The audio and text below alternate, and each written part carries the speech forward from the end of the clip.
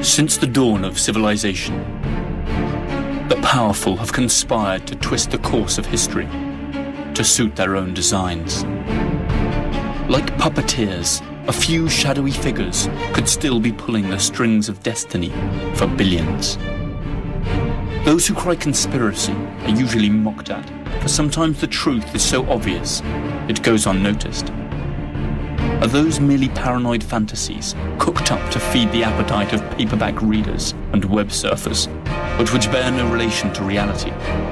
Or are we living out some perfectly executed plan? Wars, revolutions, social movements, terrorist attacks. Everything is given an official explanation. But perhaps nothing is what it seems to be. Let's dare to unveil the incredible world of secret societies. Of all the secret societies we know of, there is one that stands out from the rest due to certain characteristics that make it especially menacing. Its treacherous tenets, the scandal and the paranoia they've unleashed, and more disturbing, the suspicion that since its creation, it has intervened in each and every major world event that has steered the course of history. The Illuminati of Bavaria, the most fearsome secret society in history.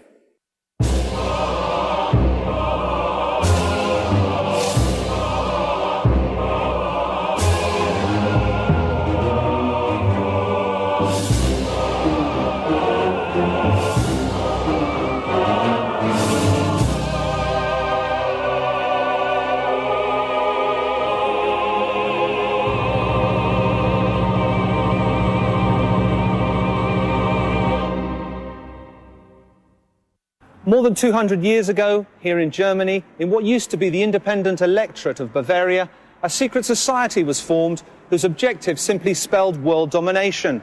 Its strategy to abolish all religions and governments in order to take control of humanity under a unified state, with no countries, no borders, and under the command of a single leader. Its name, the Illuminati of Bavaria. Perhaps you've never heard of them, or perhaps you have, and are familiar with some of the theories that blame them for all the bad things that have befallen us. Theories that intertwine verifiable facts with delirious conspiracy theories that run the gamut from the United States to aliens, but have a common thread in the founding tenet of the Illuminati, the creation of a new world order. And perhaps, and only perhaps, that great jumble of information and disinformation that today pervades the media is also part of a broader, sinister plan. The Order of the Illuminati was officially prescribed more than 200 years ago. But if we pay close attention to subsequent events, we shall find an alarming succession of coincidences that suggest strongly that they are still among us, and that their power, far from having waned, is still very much in evidence. To find out just how much is fact and how much is fiction, we shall start off by learning what history has to tell us about this mysterious order. Then we shall investigate what has happened since the order's demise. Finally, we shall draw our own conclusions. On May the 1st, 1776, Adam Weishaupt, a young canon law professor at the University of Bavaria, founded the Order of the Perfectibilists, also known as the Illuminati of Bavaria. Though it was influenced by the Illuminist trends of the time, the name of the order was inspired by the Spanish Alumbrados and the French Illumines, old Gnostic sects that upheld the communion of man and God without the intermediation of the Church. Initially, the stated objectives of the Illuminati seemed entirely harmless and philanthropic. To stimulate a human and sociable vision, support virtue where it may be threatened or oppressed by vice, to promote the progress of merit-worth people and foster the benefit of those deprived of education. Adam Weishaupt. Little is known of Adam Weishaupt, but he was undoubtedly a mysterious man. Even his name has given rise to speculation. Adam Weishaupt, in German, can be broken down into Adam, the first man, Weis, knowledge, or wisdom, Haupt, leader. That is to say, the first man that leads the wise, an entirely fitting name to define his role in the order he established and in the sinister plans he propounded. Adam Weishaupt was born in Ingolstadt, Bavaria, in the south of Germany in 1748. A convert from Judaism, he was raised and educated by Jesuits. A precocious intellectual, at the age of 28, he was dean of the Jesuit University of Canon Law at Ingolstadt. In spite of his apparent religious fervour and Catholic zeal, Weishaupt was obsessed with ancient Egyptian rites and rituals, and at the same time he also maintained regular contact with Freemasons, the historic enemies of the Catholic Church. Like many thinkers of that era, he admired Jean-Jacques Rousseau, who insisted that man was noble and free by nature, and could be governed without the need for religious or established institutions. The only practice that one ought to teach children is that they should never submit to one. Jean-Jacques Rousseau.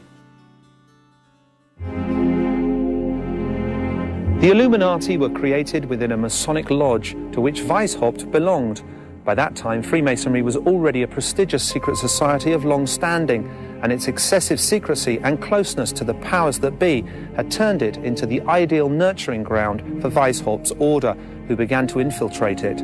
The Freemasons, good keepers of secrets, would contribute knowingly or otherwise to the Illuminati plan.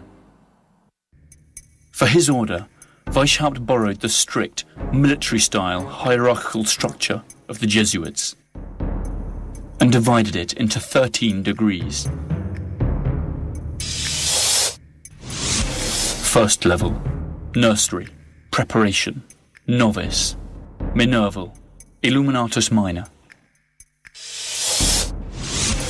Second level, Freemasonry, subdivided into 2 orders, Symbolic Apprentice, Fellow of the Craft, Master Freemason, and Scottish, Illuminatus Major, and Illuminatus Dirigens.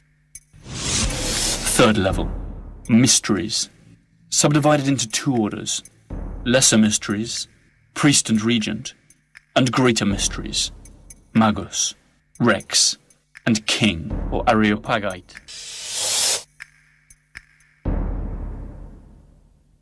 Curiously enough, the order was an incomplete structure.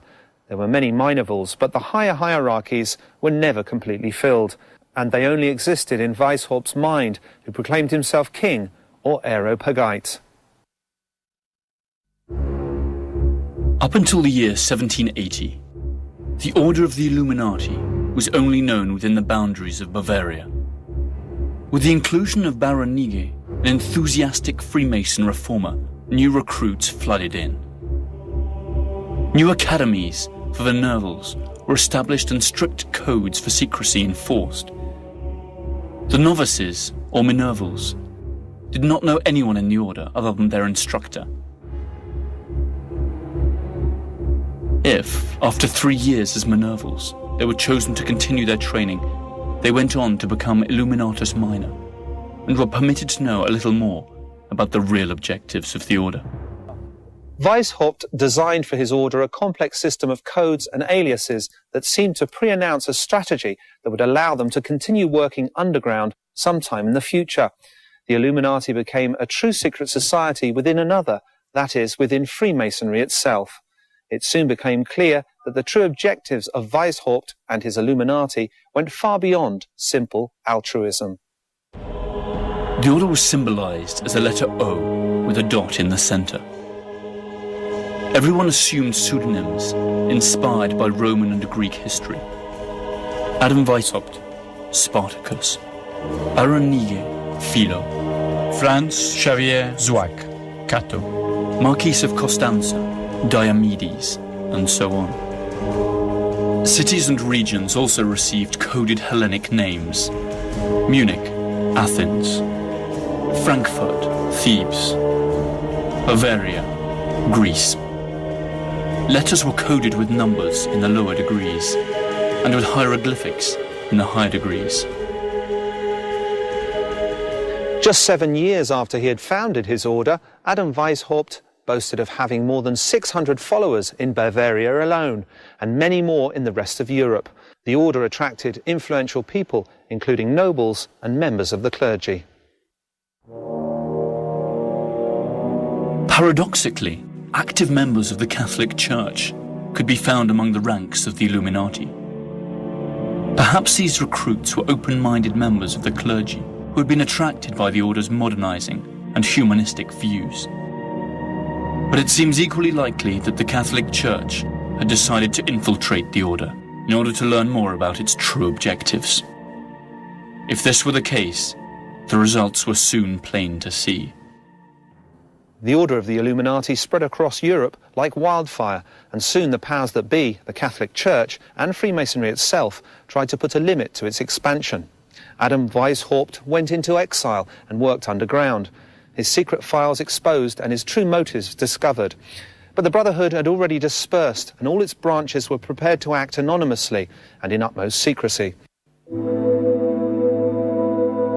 In 1790, the Order of the Illuminati had officially ceased to exist in Bavaria, Prussia, and the other domains of which is now modern Germany. But perhaps their disappearance was little more than a charade. After all, a secret society is born to act in the shadows, and when it is discovered, it must die in order to go on living. The order itself could perish, but not its objectives. The Illuminati fire had started, and it would be unstoppable. To return to man his fundamental rights of equality and liberty, we should begin by destroying every religion and every civil society and finish abolishing property. Adam Weishaupt.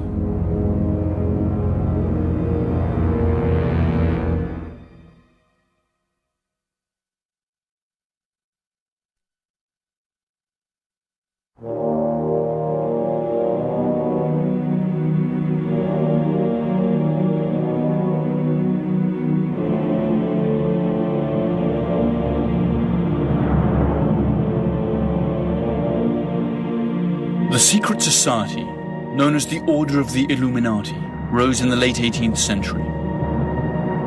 It was not the first secret society, and it would not be the last. But its name would always remain a magnet for conspiracy theorists, who maintain that it is still active among us today. 5 years after the Order of the Illuminati was created, Baron Adolf Knigge joined its ranks. He was the man behind its fast expansion and its attempt to infiltrate all of Freemasonry. Knigge, a bankrupt nobleman, a Freemason, a scholar and an occultist, found that Weishaupt and his Illuminati gave a new sense of purpose to his life. Knigge joined the order and worked for the Illuminati cause with fervour and conviction.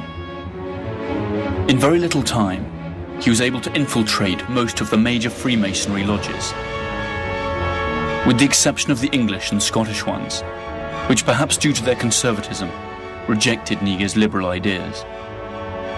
But barely 4 years after joining the order, Baron Knigge left, accusing Weishaupt of being a tyrant filled with delusions of grandeur, a megalomaniac that had deceived his own followers by claiming that the order had an ancient origin, when in fact it was a new cult tailor-made for his own personal glory. The events that followed would vindicate Knigge's charge.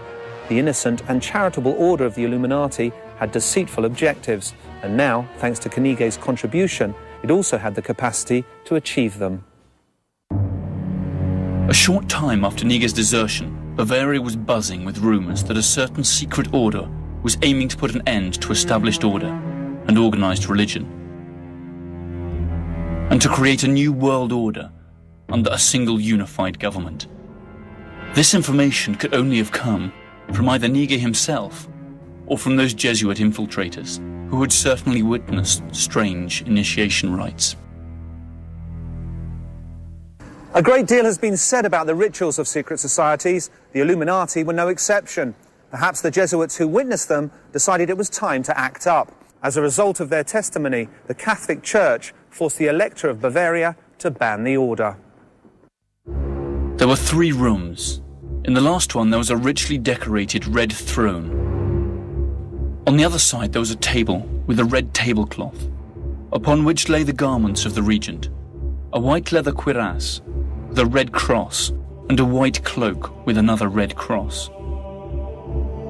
The candidate walks across this room dressed like a slave, chains hanging from his hands. And the regents say "Stop! Only free men can enter." And the defenders respond, "He is free. He has fled from his oppressors to join the Brotherhood."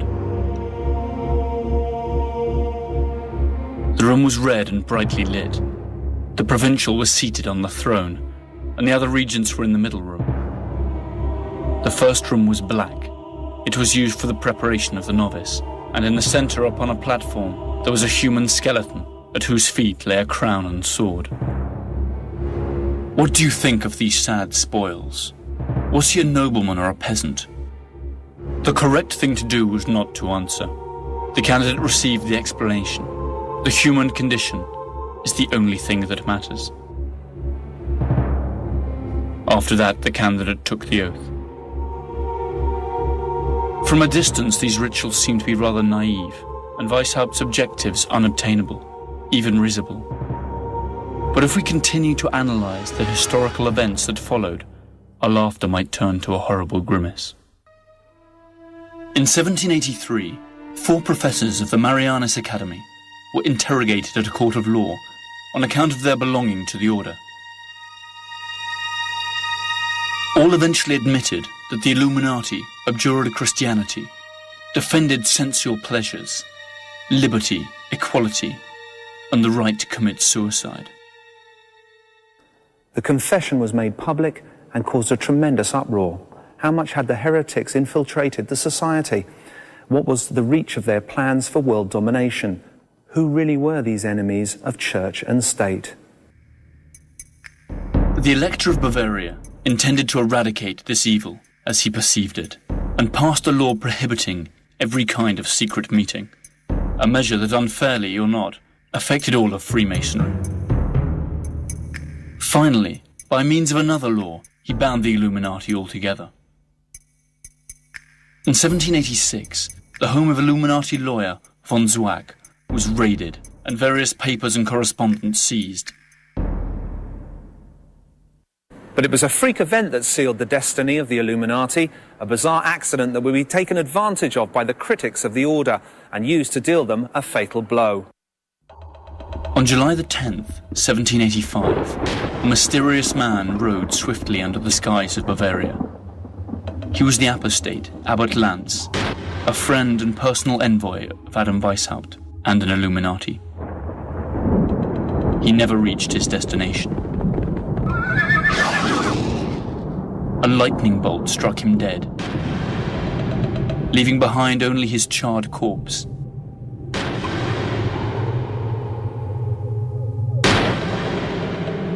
Curiously, the papers that he carried were not affected by the fire. When the authorities went through his sack, they found letters and documents that further incriminated the members of the order. Thus Weishaupt could not avoid the disclosure of his true objectives, together with confidential information about his order's most important members. His plans for world domination and the abolition of the state, religion and private property, all penned in his very own handwriting, had come to light. Thus began the Illuminati panic, never to end. The episode of the lightning-struck rider sealed the fate for the Illuminati. Their world seemed to be coming to an end, but the facts that followed showed that in spite of these setbacks, Weishaupt's influence remained in full force and made him practically untouchable.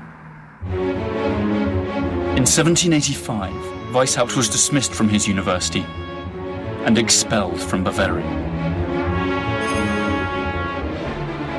Amazingly, instead of sending him to prison, the authorities offered him a compensation payment of 800 florins per year, which he rejected.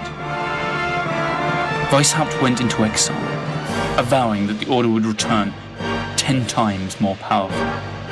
Whether or not he kept his word is still a matter for speculation. Bearing in mind the charges that were levied against them, the lightness of the sentences passed is quite suspicious. Some even had the good fortune to be compensated with ready money. Perhaps the order already had enough political and economic leverage to press on the authorities. The fact is that their enforced exile had an unwanted consequence: the dispersion of the Illuminati to the 4 corners of the globe. Adam Weishaupt found a safe haven in Regensburg, where he published a pamphlet in which he clarified the charitable principles of the order. He then took up residence in Gotha, whose duke was an Illuminatus. The official story says that he abandoned all political activity and made his peace with the Catholic Church. Thereafter to lead a tranquil life, far removed from conspiracies. Such a luxurious and peaceful exile strikes as a suspiciously serene end for the leading conspirator of his time. It is reasonable to suppose that Weishaupt could have kept on working despite his low profile. And even if his retirement had been genuine, the Order of the Illuminati already had a life of its own, as would soon be detected during the one episode that shook Western civilization the most and lay the groundwork for a true new world order: the French Revolution. During its heyday, the Order of the Illuminati had extended its tentacles of influence to France. There it recruited, among others, Frederick the Dietrich, the mayor of Strasbourg, Mirabeau, the politician, and the Duke of Orleans, who recruited followers to the Parisian Freemasonry lodges. The strength of our order lies in its secrecy. It should never appear anywhere under its own name, but always shrouded in another name and another occupation. Adam Weishaupt. The connection between the Illuminati and the Jacobins during the French Revolution of 1789 was denounced by one of the order's most fervent detractors, Abbot Augustin Barruel. Likewise, the Scottish Freemason, author John Robison, devoted a long and verbose chapter of his work to what he regarded as the Illuminati's influence on the revolution. Robison maintained that Weishaupt and the Club of the Illuminati, together with the Club of the Jacobins, controlled the National Assembly, and from Paris ruled all of France. One wonders if the Illuminati acted in good faith, seeking to free the French from royal oppression, or if the revolution was merely a convenient vehicle for its plans for creating a new world order, free from monarchy and religion, but under their control.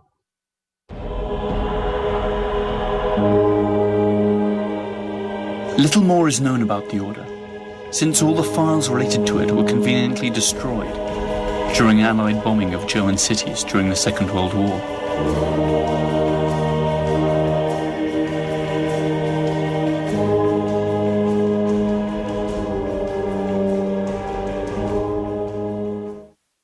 Who were the Illuminati? Heroes fighting for liberty and reason, or demented tyrants who sought to enslave the world? The answer has as many facets as there are ways of interpreting history, and the truth is that time has not helped to solve the enigma. A short time before its apparent disbanding, the Order of the Illuminati had lodges in more than 25 European cities, from Munich to London, including Vienna, Paris, and Naples. Pretty soon its name became associated with other illustrious names, and powerful clans and families that to this day decide the destiny of the world. Here is where the official history ends and the tracks of the Illuminati disappear. Adam Weishaupt died in 1830, apparently removed from any secret activity. But people noticed that the Illuminati plan for world domination coincided suspiciously with many of the events that apparently arose naturally by the will of the people. Princes and nations will disappear without violence from the earth. The human race will become one family, and the world the abode of reasonable men. Adam Weishaupt.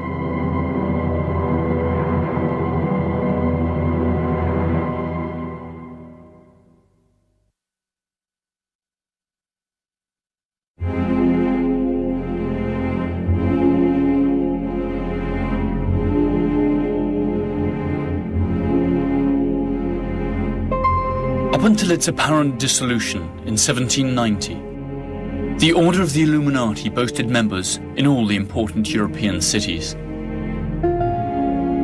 The Catholic Church's attempt to root out and destroy the Order, and the political persecution of its most important leaders had precisely the opposite effect of what was intended. The Illuminati was scattered to the four winds, and in the shadows they moved like fish in water. Even after the apparent dismissal of the order, there were many who doubted that they had really ceased to operate. Their infiltration had been so widespread that every Freemason could now be suspected of being an undercover Illuminati. So the whole of Freemasonry was proscribed, and there was more to come. The order's reputation quickly spread to the New World. Books by Abbot Augustine Burrell and John Robison alerting the world to the imminent Illuminati peril were published in the recently founded United States, generating panic among their readers. The paranoia had crossed the Atlantic. In 1776, the year in which Weishaupt founded his order and began to infiltrate Freemasonry, the United States declared its independence. Many of its founding fathers were Freemasons. It is not known if some of them were subsequently recruited by the Illuminati. What is known is that many American religious communities felt threatened by the freedom of worship guaranteed by the new Constitution, which they denounced as part of an Illuminati conspiracy. In 1798, when the second president of the USA, John Adams, established May the 9th as a day of fasting and worship to implore the heavens' mercy and blessing for the imperiled nation, fingers were pointed at the order founded by Weishaupt, and a wave of panic flowed across New England.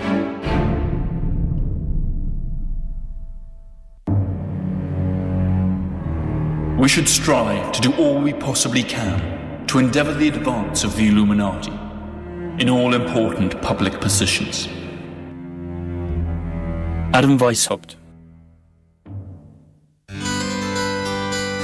In Boston, Reverend Jedediah Morse dedicated his sermons to the Illuminati threat. The media echoed his words, but no firm evidence of Illuminati conspiracy was ever uncovered. An immensely vast, rich and potentially powerful country where the practice of Freemasonry was widespread and accepted was certainly a fertile land in which to sow the Illuminati seed. Up to what point was the Illuminati panic of New England exclusively based on absurd conspiracy theories promoted by zealous religious leaders? It was none other than Thomas Jefferson who, after reading Abbot Barrowell, came out in defense of Adam Weishaupt. In 1800, Jefferson wrote to his friend Madison, "Adam Weishaupt believes in the indefinite perfectibility of man. He thinks he may in time be rendered so perfect that he will be able to govern himself in every circumstance, so as to injure none, and to do all the good he can, to leave government no occasion to exercise their powers over him, and of course to render political government useless. This, you know, is not far removed from our own ideals." Jefferson's main opponents, the Federalist Party, founded by Alexander Hamilton, proclaimed that Jefferson, as well as the Democratic Republican Party, were all controlled by the Illuminati. Nothing was ever proven. Jefferson's party is the forerunner of the Democrats and Republican parties that today take turns to govern the USA. The Illuminati paranoia faded out in the 19th century, but almost 100 years later it was reborn, stronger than ever. In the early 20th century, English right-wing writer Nestor Webster stated without offering any proof that since 1786, a lodge of the Order of the Illuminati had become established in Virginia and 14 other American cities. According to her, this had given rise to a hidden theocracy of Jews, Kabbalists, Masons, anarchists, Illuminati, occultists, and heretics. With her ignorance and racism, Nestor Webster contributed to a renewal of interest in the order she manifestly abhorred, and formally introduced anti-Semitism as an important element in conspiracy theorizing. Sadly, no conspiracy theory is worth its salt if it does not include the Jews in it. The writings of Nestor Webster may have stoked the flames, but the fact remains that long before that, and long after, theories of world domination have always included economic power, especially international banking, an activity that is often exclusively and mistakenly attributed to Jews. And the Illuminati conspiracy was no exception. Many authors of of supposedly serious history books uphold the idea that international banking is in the hands of the Illuminati Jews, who for centuries have financed both sides fighting wars in order to create anarchy and chaos, a state of affairs that would, in their view, inevitably lead to a new world order, which the Illuminati would come to control. The bête noire of these conspiracy buffs is the Rothschild clan, immensely powerful and conveniently Jewish. History tells us something different. The only connection between the Rothschild clan and the Illuminati is that the patriarch of the Rothschild clan, Amsel Meyer, had, among many other clients, Prince William of Hesse, who seems to have been one of the first members of the Order of the Illuminati. Though it's true that the Rothschilds, in common with almost all European bankers, financed wars and revolutions, this activity, though morally questionable, does not constitute evidence that they were world conspirators or Illuminati.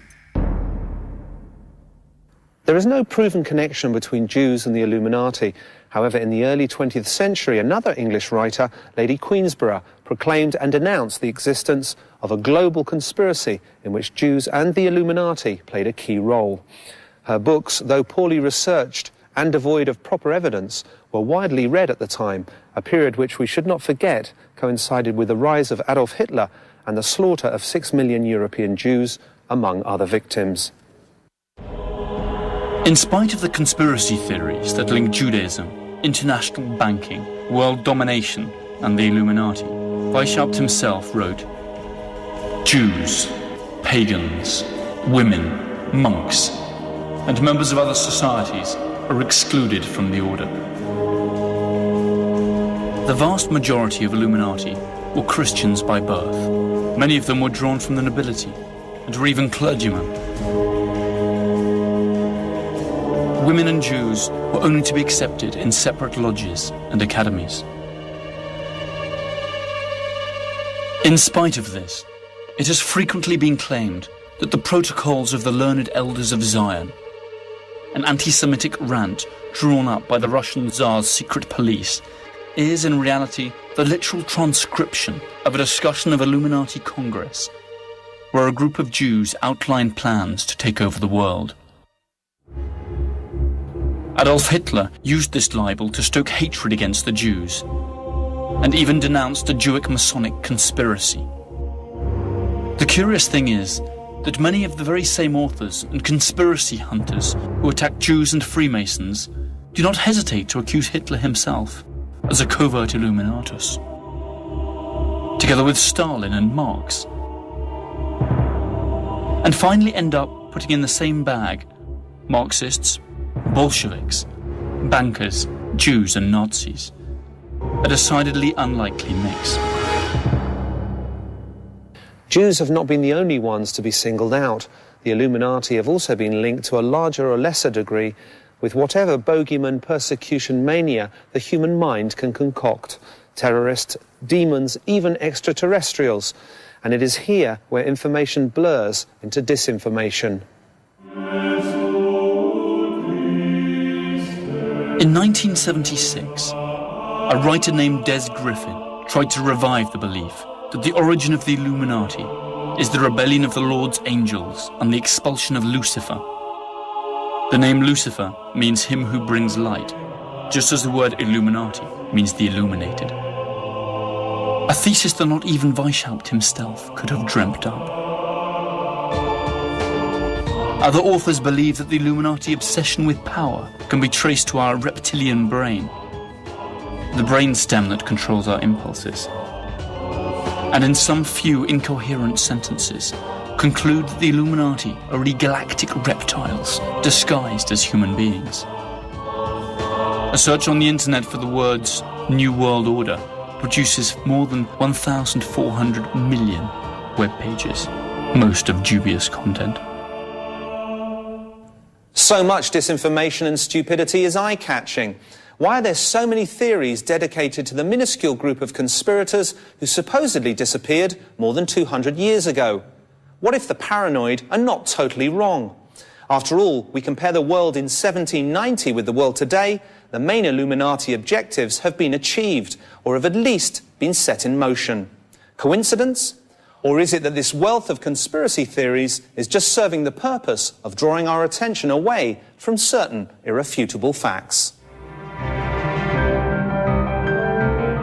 We shall direct all of humanity, secretly. We will influence all political transactions. Adam Weishaupt.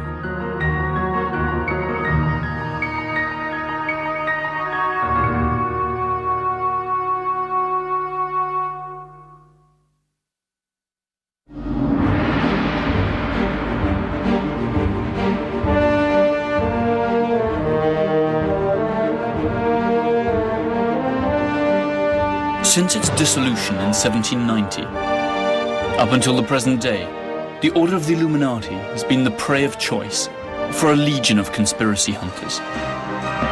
Most of the accusations are downright hilarious. Satanic cults, scientific experiments in parallel dimensions, contacts with aliens, and all of the above simultaneously. So much disinformation helps conceal certain historical facts that chime perfectly well with the original Illuminati plan to generate a new world order under their control. The saying goes that the best way to hide a secret is to shout it in the marketplace. In the case of the Illuminati, the saying holds true, because if we analyse carefully some of the major world events of the last 200 years, we will see that the ideals of Adam Weishaupt and the Illuminati of Bavaria seem to have borne fruit. Let's start with their first postulate to put an end to established government. Since the creation of the Order of the Illuminati, the European monarchies have indeed lost all real power. Most modern countries are now constitutional democracies. And those which still have royal families use them as mere ornaments of power or as tourist attractions. The Bolshevik Revolution not only put an end to the Russian monarchy, it also abolished private property, another of the Illuminati ideals. The resultant Soviet Union also complied with another Illuminati objective, soon implemented by every Western nation, to establish full, equal rights for men and women. Let us speak now of the second postulate, unification under a single world government. Since its creation in 1945, conspiracy mongers have considered the United Nations and its predecessor, the League of Nations, the Illuminati dream come true. A supranational agency capable of passing resolutions with which sovereign states must comply or else face the consequences. The most terrifying aspects of these theories is that in order for the UN to be created, 2 world wars had to be fought, in which millions lost their lives. Conspiracy theorists will say that the wars were just part of an Illuminati plan to lead us to where we stand today. Above all, the truth remains that Weishaupt's first postulate of creating a new world order under a unified government is closer to becoming true today than it was 200 years ago.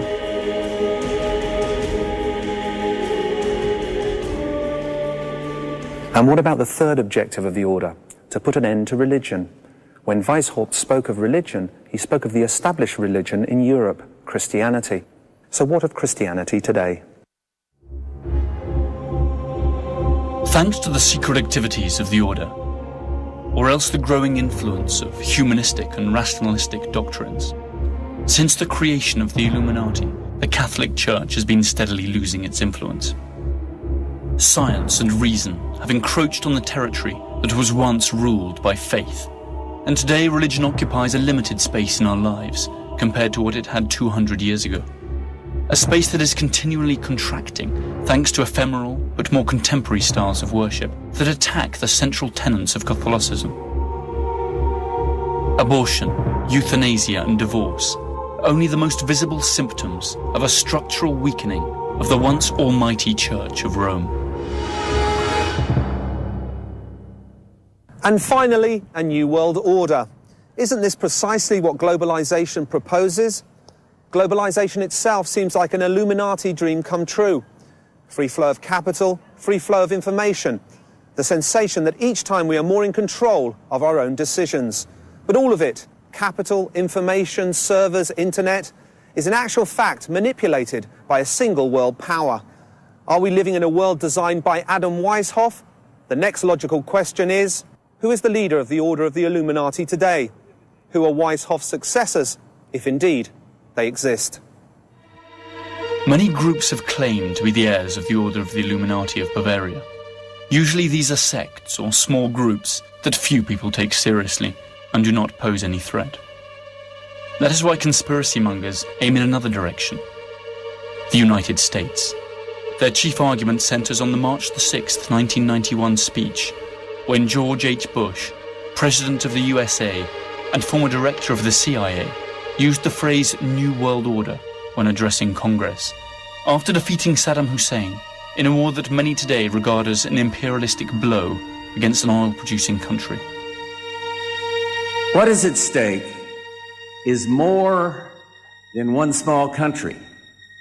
It is a big idea, a new world order, where diverse nations are drawn together in common cause to achieve the universal aspirations of mankind.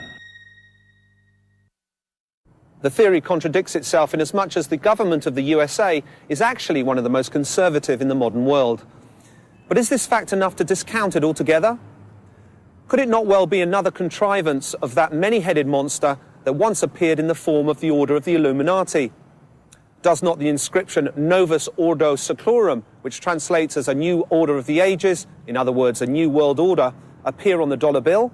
Were not most of the founding fathers Freemasons, along with many of the prominent public figures who followed them at a time when Freemasonry was infiltrated by the Illuminati?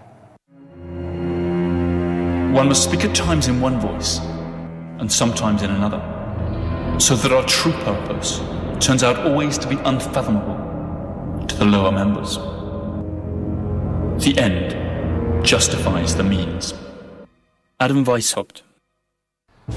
The fact that the most powerful country in the world is run by Illuminati is without doubt a laughable theory, but a laugh that brings a chill.